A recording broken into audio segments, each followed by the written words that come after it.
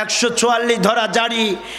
এই বাংলার যারা শাসক আছে শুধু এখানেই শুরু নয়, ইতিপূর্বে আবহমান কাল থেকে কোরআনের বিরুদ্ধে, নবীদের বিরুদ্ধে 144 ধারা জারি হয়ে আসছে, ঠিক কিনা? সুতরাং মেঘ দেখে তুই করিস না ভয়, আড়ালেই তার সূর্য হাসে, ঠিক কিনা? রাতের আধার যত গভীর হয়, সকালের সূর্যটা ততই ত্বরান্বিত হয়, নিকটবর্তী হয়, ঠিক কিনা? সুতরাং তোমরা যত আঘাত করো না কেন, ষড়যন্ত্র করো না কেন কোরআনের বিরুদ্ধে, কোরআনের যিনি মালিক একদিন না একদিন এই কোরআনের বিজয় বাংলার জমিনে দিয়ে দেবেন ইনশাআল্লাহ। আজ এই সামনের থেকে স্পিকার সরানোর ক্ষমতা কারো আছে? আছে নাকি?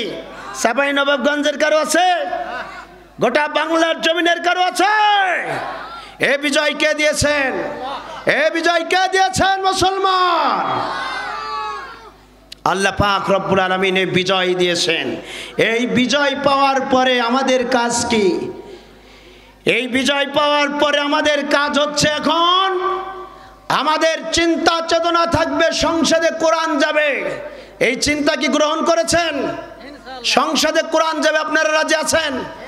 রাজি আছেন? ইসলামের পক্ষে আপনাদের এখানে যিনি এমপি প্রার্থী আছেন, কি নাম? ইসলামের পক্ষে আছে কে?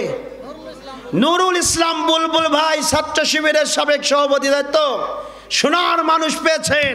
আজকের থেকে শপথ গ্রহণ করেন যে আমরা নুরুল ইসলাম বুলবুলকে ছাড়া, নুরুল ইসলাম বুলবুলকে ছাড়া আর যারা আছে আমরা তাদেরকে সমর্থন করব না। নুরুল ইসলাম বুলবুলকে সমর্থন করে তারপরে আমরা ক্ষান্ত হব।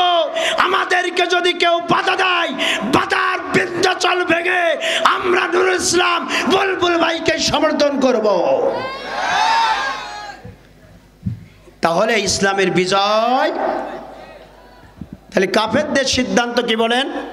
وقال الذين كفروا لا تسمعوا لهذا القرآن والغوا فيه لعلكم تغلبون। কাফেরদের সিদ্ধান্ত হচ্ছে ওরা নিজেরা কোরআন শুনবে না, কাউকে কোরআন শুনতে দেবে